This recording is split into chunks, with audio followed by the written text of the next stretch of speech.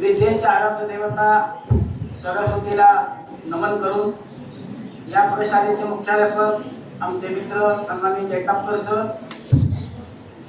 लांजा राजापूर संगमेश्वर उत्कर्ष मंडळाचे माझ्यावर आलेले सर्व पदाधिकारी आणि विद्यार्थी मित्र, बाईक सरांनी मांडलेले मुद्दे मी मांडणार नाही किंवा या कार्यक्रमाच्या पुढे जाऊन मी 2-3 शब्द तुमच्यासाठी बोलणार आहे.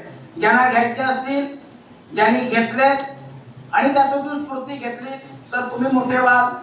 नाहीतर अनेक विद्यार्थी येतात जन्माला, अनेक प्राणी जन्माला येतात, निघून जातात, पण आपल्या कार्याची जर तुम्हाला वेगळा ठसा उमटवायचा असेल तर एक 4-5 गोष्टी मी तुमच्या समोर मांडतो.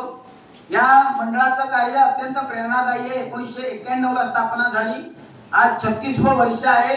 सातत्याने ते हा कार्यक्रम घेत आहेत. अनेक लोक याच्यात आली गेली, परंतु कार्यक्रम चालू आहे. त्याबद्दल या मंडळाचे प्रथमतः मी आभार मानतो, त्यांचं अभिनंदन करतो. विद्यार्थी मित्र, आपल्याला आपल्या जवळचं जे असतं त्याचं कौतुक किंवा त्याची गोडी आपल्याला नसते. मी खिडकीच्या काही ग्रामस्थांना सांगितलं की भूपंचकृषीतला हायस्कूल जवळच आहे, पंचकृषीतला हायस्कूल आपल्याला टिकवायचं आहे. आपल्याला वाटतं की राजापूर हायस्कूलला आपलं मूल गेलं, नवजीवन हायस्कूलला आपलं मूल गेलं की काहीतरी मोठं करणार आहे. ही आपल्या डोक्यातली कल्पना संकल्पना काढून टाका. मी नाव नाही सांगणार, परंतु ज्यावेळी माझ्याशी त्यांचं हितगुज झालं, जरी मी रिटायर झालो तरी आज माझ्या शब्दाला या तालुक्यात किंमत आहे. कारण मी रिटायर झाल्यानंतर सुद्धा या क्षेत्राशी निगडीत आहे. ज्या ठिकाणी एखादा शिक्षक कमी असेल, ज्यांना गरज असेल, तिथं मी आजही जाऊन त्या शाळेत 2-3 तास अध्यापन करतो. आज 4-5 पदावर काम करत असताना, अनेक ठिकाणी जात असताना विद्यार्थी मित्र हो की राजापूर हायस्कूलला गेलेत म्हणजे तिथं काही वाईट आहे असं नाही मला म्हणायचं आहे, पण आपली जी संकल्पना आहे की आपल्या जवळ आहे ते चुकीचं आहे. आत्ताच मगाशी आमच्या भाकाडे मॅडमशी की दुसऱ्या मॅडमची माझी चर्चा झाली की आज पालकांचं एवढ्या अपेक्षा मुलांकडून वाढल्या की माझं मूल CBS पॅटर्नला जायला पाहिजे, माझं मूल इंग्लिश मिडियमला जायला पाहिजे. विद्यार्थी मित्र, ज्यावेळी CBS पॅटर्न नव्हता, ज्यावेळी तुमचा वेगळा एक पॅटर्न आहे त्याचं तर मला नाव येत नाही, आणखीन इंग्लिश मिडियम नव्हती, त्यावेळी सुद्धा भारतामध्ये मोठे मोठे शास्त्रज्ञ किंवा मोठी लोक होऊन गेली. तुम्हाला माहिती आहे का राजापूरचा इतिहास? तुम्हाला माहिती आहे का? कधी त्याचा तुम्ही विचार केलात का? फक्त मोबाईल वापरता. राजापूरला अशी असंख्य मोठी माणसं होऊन गेली. अगदी तुमच्या हायस्कूलला ज्यांचं नाव दिलेलं आहे त्या व्यक्तीपासून तुम्ही जर शोध घ्यायचा प्रयत्न केला गुगलवर जाऊन, तर राजापूरने अनेक नवरत्न या देशाला दिली. ज्यावेळी 1947 रोजी देश स्वतंत्र झाला आणि 1950 ते 26 जानेवारीला घटना अंमलात आली आणि 1952 पहिल्या सार्वत्रिक लोकसभेच्या निवडणुका झाल्या. त्यावेळेचे पहिले जे लोकसभेचे स्पीकर आहेत, त्या लोकसभेचे अध्यक्ष म्हणतात, ते आपल्या दुवाटी जवळचे मावळुंगे गाव आहे. त्या मावळुंगे गावातले दादासाहेब मावळणकर आपल्या लोकसभेचे पहिले स्पीकर आहेत. मला सांगा, याचा आपल्याला अभिमान असला पाहिजे. तुम्हाला लोकसभेचे स्पीकर, लोकसभेचा अध्यक्ष, त्याचे राईट्स, त्याचे अधिकार तुम्हाला कल्पना नसेल. लोकसभेचं ज्यावेळी अधिवेशन चालू असतं तेव्हा पंतप्रधानांना सुद्धा लोकसभेचा अध्यक्ष सूचना देऊ शकतो, आदेश देऊ शकतो की आज मोदीजी पंतप्रधान आहे, मोदीजी उद्या या विषयावर तुम्ही अभ्यास करून लोकसभेला माहिती दिली पाहिजे. एवढं मोठं पद आपल्या राजापूर तालुक्यात भूषवतो. मी ज्या गावात जन्माला आलो ते वृंदावन गाव, मला त्याचा अभिमान आहे. विद्यार्थी मित्र, सेनापती बापू गोखले 1918 मध्ये ज्यावेळी पेशवाईचा शेवटचा पेशवा, दुसरा बाजीराव पेशवा, त्याला पळपुटा बाजीराव म्हणतात, पेशवाई संपूर्ण संपुष्टात आली, त्यावेळी सांगली जवळ आष्टीला शेवटची लढाई इंग्रजांबरोबर केली आणि ते सेनापती बापू गोखले मारले गेले. ते सेनापती सरसेनापती बापू गोखले वृंदावन गावचे म्हणजेच आपल्या राजापूर तालुक्यात आहे. किती जणांना तुम्हाला माहिती आहे? आपण जो पिनकोड, जो पत्रावर पिनकोड लिहिल्यानंतर तिथपर्यंत पत्र बिंदासपणे जातं, त्या पिनकोडचा शोध लावणारे प्रदीप वेलणकर हे समोरच्या तारळ गावातले. तर वृंदावन उपळे तारळ असंख्य कोंडविलकर नावाचे लेखक, देवाचे गोठणे, मुक्काम पोस्ट देवाचे गोठणे, ज्यांनी पुस्तक लिहिलं तिथले कोंडविलकर आहे.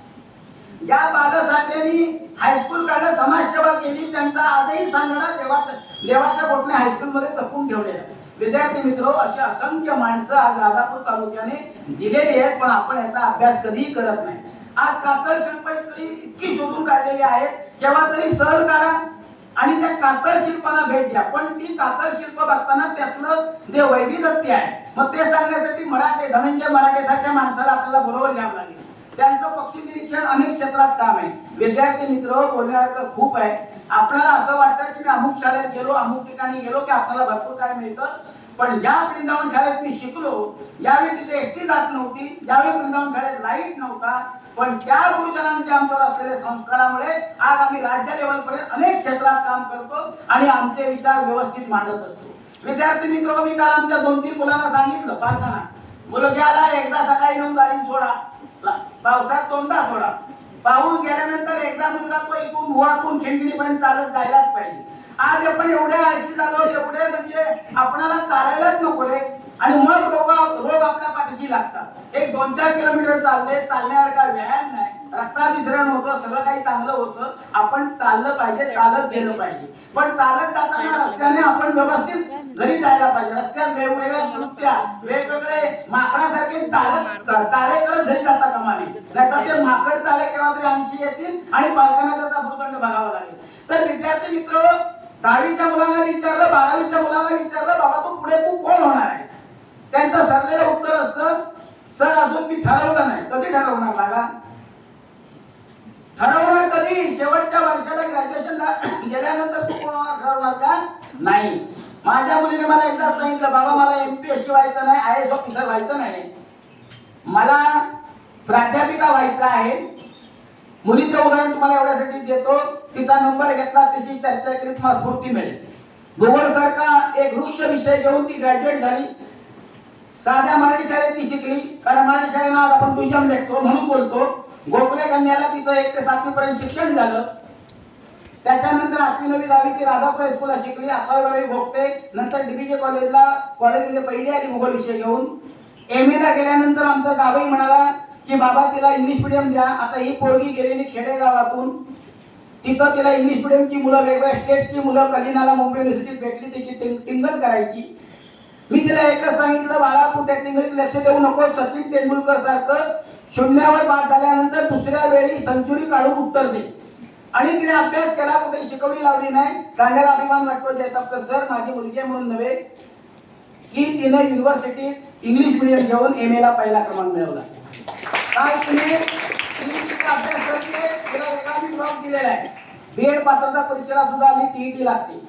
100 पैकी 97 मार्क मिळवले, पण 5-5 तास ती अभ्यास करते. नेटची परीक्षा दिली, आता सेटची देईल, ती प्राध्यापिका म्हणून लागेल. विद्यार्थी मित्र, मी एवढ्या आधी सांगितलं, माझ्या मुलीचं कौतुक करण्यासाठी सांगितलं नाही, तर खेडेगावातून सामान्य कुटुंबातून जन्माला आली मुलगी सुद्धा काहीतरी उत्तुंग करू शकते. राजापूर तालुक्यातले अनेक विद्यार्थी आज वेगवेगळ्या पदावर अतिशय जिद्दीने काम करून पुढे गेलेले आहेत. परंतु आज आपण वडापाव खाण्यात, मोबाईलवर चॅटिंग करण्यात, टिंगल मस्करी करण्यात, माकड चाळे करण्यात अतिशय आपण तल्लीन आहोत. मला वाईट वाटतं की आपण आपलं सुंदर जीवन वाया घालवतोय. एक काहीतरी ध्येय ठेवा, त्या ध्येयाच्या मागे चला, आणि त्या ध्येयाच्या मागे लागत असताना जर तुम्हाला गरज लागली तर माझ्यासारखा माणूस आहे, जयतापकर सर सुद्धा तुमच्यासाठी मदत करतील. हे मंडळ आलेले, हे मंडळाकडे जर तुम्ही एखादी गोष्ट मागणी केली तर तुम्हाला तेही देऊ शकतात. विद्यार्थी मित्र, एक शेवटचा किस्सा परवा ब्राह्मण गोलमत परिषदेला गेलेला असणारी व्यक्ती भेटली. फार महनीय व्यक्ती आहे, अर्थशास्त्रामधली, ज्यांनी PhD केली, ज्याच्याकडे मोठं भलं ऑफिस आहे. पण आज जसं हे उत्कर्ष मंडळ वह्या वाटत नाही, परंतु क्षत्रिय दप्तर वाटतंय, तसं त्यावेळी ज्या ज्या लोकांनी वह्या वाटल्या त्या वह्यांवर ती व्यक्ती मोठी झाली. आणि आज जयतापकर सर त्यांनी मला परवा सांगितलं की सर जवळजवळ 12,000 11,500 वह्या वाटतो. 100 जणांची मी जवळजवळ फी भरतो. फक्त फी मी पालकांकडे देत नाही, ज्या कॉलेजला फी भरायचे त्या कॉलेजच्या अकाउंटवर मी ट्रान्सफर करतो. तर का करतो, तर मला सुद्धा त्यावेळी कोणतरी वह्या दिल्या, म्हणून मी आज PhD करून मोठं ऑफिस किंवा मोठा पैसा कमवतोय. तर मी या समाजात ऋण लागतो. तर फुल नाही, फुलाची पाकळी म्हणून मी समाज कार्य करणं आवश्यक आहे. आज आपण आपल्या शेजारच्या मुलाला, आपल्या खिशात पैसे असतील, त्याच्याकडे पैसे नसतील आणि त्याला भूक लागली असेल तर एक वडापाव देऊ की नको विचार करतो. का, तर हे 10 रुपये मी आज जर खर्च केले तर उद्या मला वडापाव खायला पैसे राहणार नाही. विद्यार्थी असं करू नका. दुसऱ्याच्या सुखात सुद्धा आपला आनंद मानायला शिका. असा जर आनंद मानायला शिकले तर मला वाटतं भविष्यामध्ये तुम्ही सुद्धा मोठे व्हाल. सकाळी तुमचं पसायदान ऐकलं, त्याच्यानंतर ओंकार घेताना अतिशय मनापासून ओमचा उच्चार करा. तो चांगला आहे. आपल्या ऑक्सिजनची लेवल शरीरातली वाढते, आपल्याला उत्साह निर्माण होतो. त्याच्यामध्ये वैज्ञानिक दृष्टिकोन आहे, आध्यात्मिक बैठक आहे पण वैज्ञानिक दृष्टिकोन आहे. हा सगळा आपल्या शिक्षकांकडून लक्षात आणून प्रत्येक कृती करा. आपण मोठे व्हा. जे जे तुम्हाला लागेल, ज्याची गरज असेल, मला जे शक्य आहे ते मी आपल्यासाठी नक्की करीन असं आश्वासन देतो. थांबतो. जय जय भारत.